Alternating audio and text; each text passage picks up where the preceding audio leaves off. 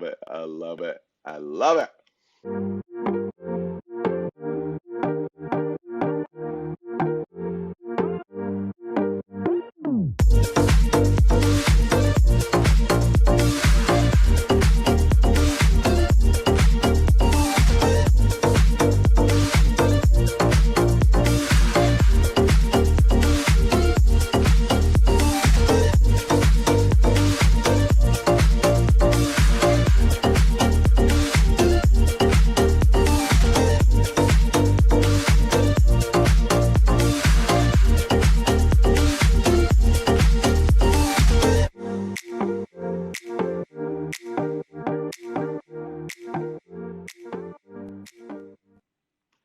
Before I dive into the show, I got to say hi to Beth Holden Graves. Hi, Beth. It's so good to see you. It's amazing to see you. And what's up, John Paul Guidry? What do you mean you're going back to bed? Better get your butt up. Chad Varner, my man, how are you? Hey, discipline versus discipline. As a kid, most, I say most, not all, but most run from discipline or have some type of negative association with it, right? And I can understand where that comes from. I'm sure that you can understand where that comes from as well, right? Especially if you're around my age. Discipline for us was, it was rough.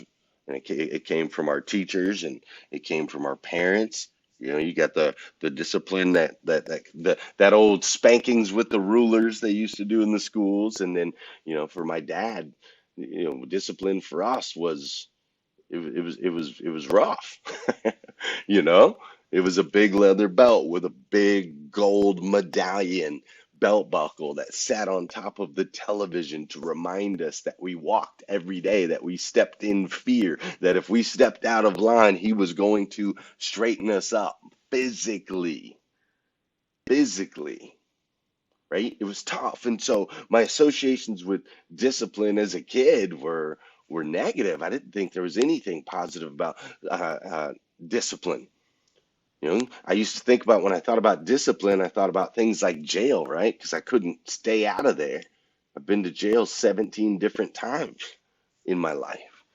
So when we hear this word discipline, we think about our teacher's version or our parents' version. We think about like the law's version. And so most people see discipline as a boundary or as a border, right? We see it as limiting and confined. We see it as sit down, shut up. You ever been told your kids are to be seen and not heard? Or maybe like it was in my case and for my sister, bend over and pull your pants down. You see, discipline hurts. Discipline sucks.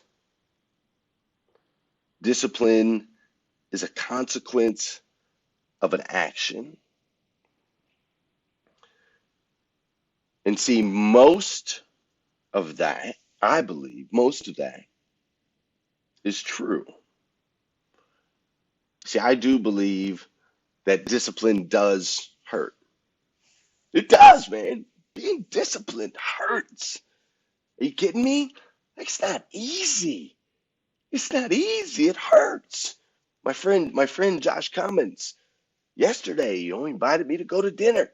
He's like, hey, let's go to dinner. We're going to go to this beautiful steakhouse in the Paris Resort and Casino. It's got the best steak in the world.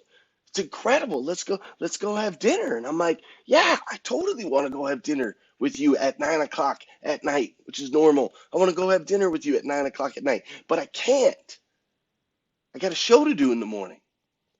I got 4,000 people tomorrow that need rise and grind. It hurts, man. It hurts saying no to things like that. Discipline hurts. It's not easy going to the gym. It's not easy shredding your muscles. It's not easy being in there over 1,000 straight days like my man Don Sankey. Like, I agree 100%. Discipline hurts. I do. And also, I do agree that discipline can be a consequence of an action. It most definitely can be a consequence of an action, right? If you take the wrong action, you end up in jail. It happens.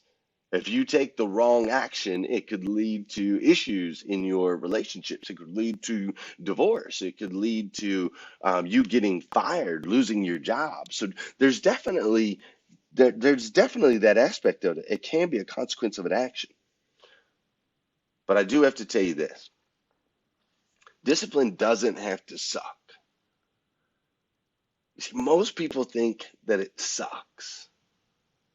And discipline does not have to suck. See, that is all up to you. It's all up in your mind. See, I spent 17 days in jail once, and it was awful, man. I got to tell you, when I spent 17 days in jail, it was horrendous. I was down in this place called Durango. It was awful. There was asbestos all up in the walls. They knew it. There were people that were getting sick by just breathing the air of this place, and they knew it. And Sheriff Joe Arpaio, the guy who made everybody wear pink jumpsuits and pink underwear, he literally did not care. They actually have an account set up to pay the claims when people sued the state. People that stayed in this jail for too long, that got cancer or that got sick, long-term sick, or even death. He had an account set up where they would sue the state and he would just pay them rather than updating the facility. This place was awful, man. We only got to spend 2 days a week. We got to go outside for an hour. Other than that, you were in your cell or you were in your pod. You were in lockdown 24 hours a day. It was awful. The sounds that you would hear of people and getting beat and the different fights and the different things that going on, the sounds that you would hear at night was crazy. The fact that the lights never actually turn off. There's no real darkness, but yet there's no sunlight either. There's no windows. So you got no sunlight, but you have no nighttime. It's literally like hell on earth. It was awful. It was awful. And you just spend 24 hours a day kind of walking around, maybe playing cards, maybe working out, listening to the fights, trying to stay out of fights. You got the guards everywhere that are telling you what to do, when to do it, when you can, when you can't. It was hell for me. But I got to be honest with you. In that hell, I prayed more than I ever prayed in any other time of my life. In that hell, I appreciated people more than I had in any other time of my life. A phone call with my mother meant so much to me. A phone call with my aunt who would dive into the word and she would help me. She would just sit on the phone as long as we could on these collect calls that were costing her a fortune. And her and my mom, man, I can't tell you how much I appreciated a conversation with her and my mom. Conversations that now today I take for granted. In that hell, I read a book called Piercing the Darkness. And it was a book that absolutely changed my life forever. You see, we as humans, we actually long for and thrive with discipline. When we have the disciplines that create the time, that allow us to expand in our minds and our appreciation, our gratitude, we actually thrive in those situations. The ability to think of the long-term applications of your decisions today, that's really what discipline is all about. You see, instead of thinking, well, this sucks that I have to get up at 2:30, or actually I had to get up at 1 o'clock in the morning, right? This sucks that I have to go to bed at 9. This sucks that I have to miss these opportunities to hang out with my friends and go out into the city of Vegas, right? Where it's got all the lights and the glamour and the sizzle and the steak and all of that. Instead of thinking about it and going, no, this sucks. This sucks that I have to do it. Instead, it's about shifting your mindset to think about the long term. What are the long-term things that'll come from these decisions that I make today? What are the results? What happens when this is episode 551? What happens when I continue to make good decisions like this and we're on episode 1551? What will things look like then? How many people will I be able to serve? What will that impact have on the universe?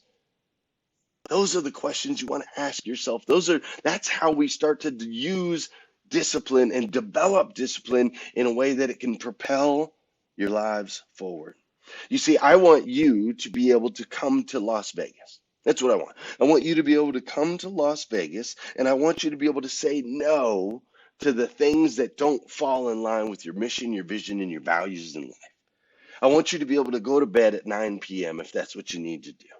I want you to get up at 1 o'clock in the morning. If that's what you need to do to show up, to be there for someone else, I want you to show up at 1:30 in the morning, and I want you to be able to do a show, and I want you to be able to go out and make a massive impact in thousands of people's lives. Because see, you are an amazing human being, uniquely made by the God of the universe, the God who made everything, made you to be the absolute best version of you that you can be. A best version, not an average version, a little bit above average, the absolute best. And the small little decisions that you make today, tomorrow, next week, and in the future will add up in time and ultimately determine the impact that you make on this planet.